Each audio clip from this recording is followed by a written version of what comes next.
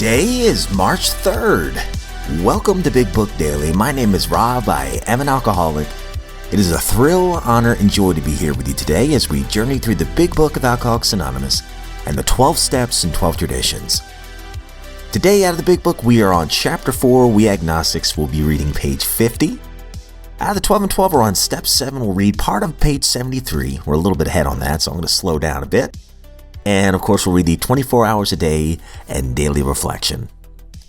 So with that, hope you all are doing well this morning. It is Tuesday, although as I'm recording this, it's a little bit before that. It is a snowy day here in the rolling hills of Tennessee. And what cracks me up, we blew up the media blew up a snowstorm about a week prior to this, and we got nothing. And for this one, my wife and I were like, we're not listening to any of that news stuff anymore. We're done with that.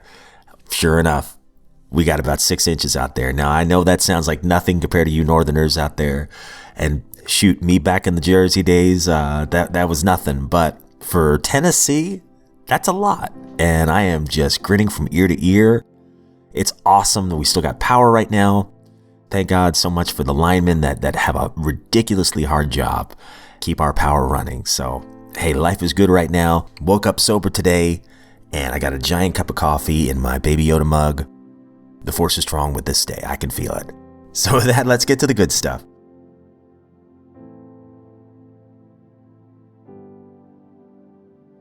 All right, my friends. So if you recall from yesterday's reading, the Big Book was making a point in We Agnostics on 49 of saying, a lot of times we would lump, and I, myself included, I've done this. I would lump a lot of religious folks into one category, but it was really a defense mechanism because I didn't want to change certain things about me, and I was a little afraid of this whole faith business. And we talked about how narrow-minded I was in thinking that. So we are on page 50. We'll build on that idea today. Instead, we looked at the human defects of these people and sometimes used their shortcomings as a basis of wholesale condemnation. We talked of intolerance while we were intolerant ourselves. We missed the reality and the beauty of the forest because we were diverted by the ugliness of some of the trees.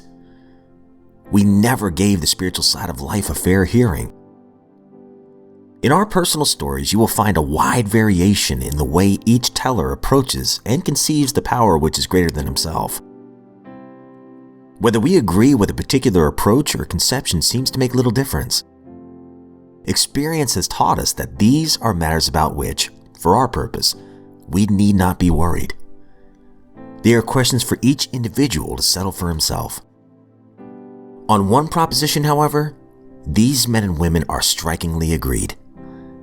Every one of them has gained access to and believes in a power greater than himself. This power has in each case accomplished the miraculous, the humanly impossible. As a celebrated American statesman put it, let's look at the record. Here are thousands of men and women, worldly indeed. They flatly declare that since they have come to believe in a power greater than themselves, to take a certain attitude toward that power, and to do certain simple things, there has been a revolutionary change in their way of living and thinking. In the face of collapse and despair, in the face of total failure of their human resources, they found that a new power, peace, happiness, and sense of direction flowed into them. This happened soon after they wholeheartedly met a few simple requirements. Once confused and baffled by the seeming futility of existence, they showed the underlying reasons why they were making a heavy going of life. Leaving aside the drink question, they tell why living was so unsatisfactory. They show how the change came over them. When many hundreds of people are able to say that the consciousness of the presence of God is today the most important factor of their lives, they present a powerful reason why one should have faith.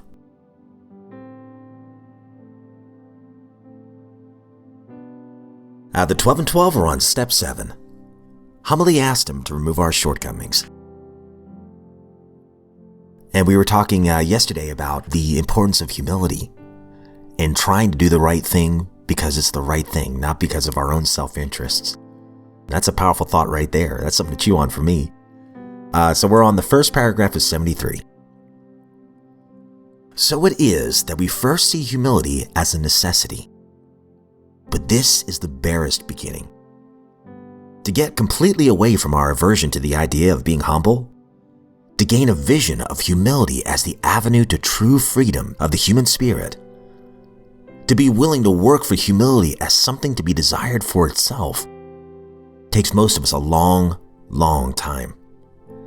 A whole lifetime geared to self-centeredness cannot be set in reverse all at once. Rebellion dogs our every step at first.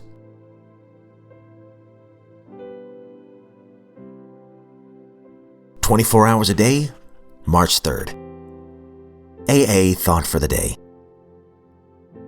After we've made a surrender, the drinking problem is out of our hands and in the hands of God. The thing we have to do is be sure that we never reach out and take the problem back into our own hands. Leave it in God's hands. Whenever I'm tempted to take a drink, I must say to myself, I can't do that. I've made a bargain with God not to drink. I know God doesn't want me to drink, and so I won't do it.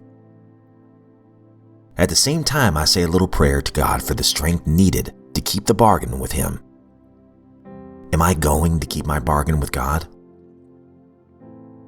Meditation for the day. I will try to grow in this new life. I will think of spiritual things often, and unconsciously, I'll grow. The nearer I get to the new life, the more I will see my unfitness. My sense of failure is a sure sign that I'm growing in the new life. It is only struggle that hurts. In sloth, physical, mental, or spiritual, there is no sense of failure or discomfort. With struggle and effort, I am conscious not of strength, but of weakness until I am really living the new life. But in the struggle, I can always rely on the power of God to help me. Prayer for the day. I pray that I may see signs of my growth in the new life. I pray that I may always keep trying to grow.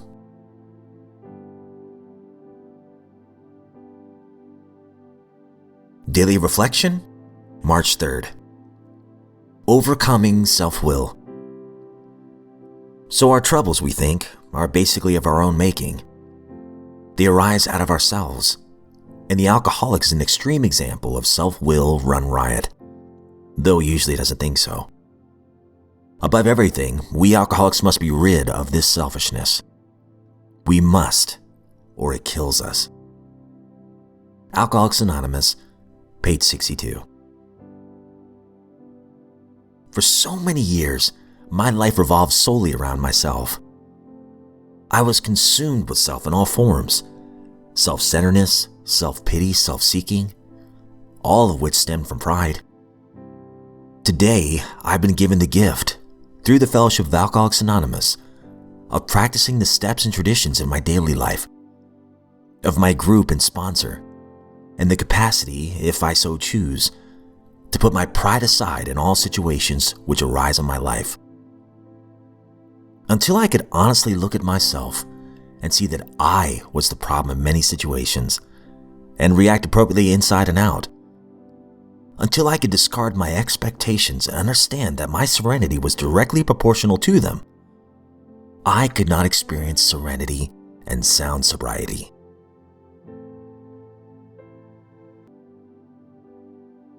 All right, my friends, that concludes today's reading and some beautiful stuff. I know I say it every day, but it really is. Every day, it's like it hits me square in the eyes. But, real quick, doing the right thing for the right, just for the right sake. Talking about the 12 and 12 and humility. I always heard that integrity is trying to do the right thing when nobody's watching. I think of some people I've met that didn't know I was watching them. Good lessons are oftentimes caught, not taught, right? I'd watch somebody walk into church and just pick up some trash that was laying on the ground on the way and throw it out, even though he didn't make the mess. I've also heard one time, that somebody was said that they wanted their private life to match their public life. And I think about that, and I'm like, yeah, I want that too. It's not easy, but it can be done. And speaking of things not being easy, talking about struggle, right? In the 24 hours a day. Man, these struggles, it says right here, with struggle and effort, I am conscious not of strength, but of weakness until I'm really living the new life. But in the struggle, I can always rely on the power of God to help me. I have noticed, for me at least, this is Robology, that the greatest lessons I've ever learned were through the greatest struggles I ever had. The fact that my bottom, 7 years ago, going on one day at a time, the fact that all that pain that I felt and the tornado of destruction my alcoholism was causing, that pain led me to the desperation of thinking, I can't do this alone. I can't fix this. I've tried every method I have possible. Like they talk about a couple chapters before about all the methods we tried to use to control our drinking. I tried those. But in that pain, it finally led me to surrender. And that surrender led me to the fellowships of Alcoholics Anonymous. And the fellowship led me to the steps, and the steps led me to a stronger relationship with my higher power than I've ever experienced before. So those failures led me here. And I guess for the promises, I guess because of that, I can't really regret the past. I do regret hurting people, of course. But if I hadn't gone through that pain, I never would have had the relationship I have with my higher power now. And I heard this actually just this morning, that happiness is oftentimes circumstantial. Like, I'm happy it's snowing right now, right? But joy, that comes from my higher power, regardless of the circumstance. Joy feels a lot richer and fuller. Joy has endurance, I can be joyful in my hardest day. And you know what? One thing I've been trying to do, and this kind of goes back to the 24 hours a day as well, is I face a lot of disrespect every single day, but I'm also put in a position where I can be of service every single day. So on those really, really hard days, I can still be joyful, because on those hard days, my character is being built. It's being forged. And I can thank God for having a character building day rather than calling it a bad day. And my joy comes from my higher power, who I call the Lord. And that joy, even on those hard days, can still be there. That peace that passes all understanding can still be there. Regardless of whether I'm happy in the moment or not, I can still be joyful. I hope that made sense. It made sense in my head, but who knows? But anyway, my friend, it is a joy to be here today. And if you are sober, my friend, you are a miracle. And I'm sure the joy is oozing out of you as well. And it's a great gift to everybody around you. And you have the unique superpower to help the next suffering alcoholic. And if you're not sober today, I hope you know that you're a miracle as well, and that you are worthy of recovery. And maybe somehow you were meant to hear this message today. Who knows? I don't know. But I hope you realize that this could be the very first step towards your whole new life. Your story's not done yet. So I pray that you get the help that you need today, and you don't have to do it alone. Recently, I won't say their names, but a few folks have reached out and said they were 10 days sober at the time and 13 days sober at the time. And I just want you to know that I'm so proud of you. Those early days of sobriety they can be so challenging. So if anybody else is in the same boat and you think, oh, I've only got this amount of time, hey, be proud of that. You're a miracle. and you keep coming back, and that's amazing. So just keep coming back. Get the help that you need, whether that's a local fellowship you can go to, a Zoom meeting you can check out on the Everything AA app, a sponsor or trusted friend you can talk to. One thing I recommend, do not do this alone. Do not do what I did, trying to fix this all alone. There's way too much support out there, and you are helping, whether you realize or not, you're helping that other person as well, if you let them help you. But anyways, my friends, as always, I don't speak on behalf of AA, NA, Al-Anon, any other sect or denomination. I am just a joyful drunk, honored to be here. And if we are given another set of 24 hours, my friends, I sincerely look forward to seeing you right back here tomorrow.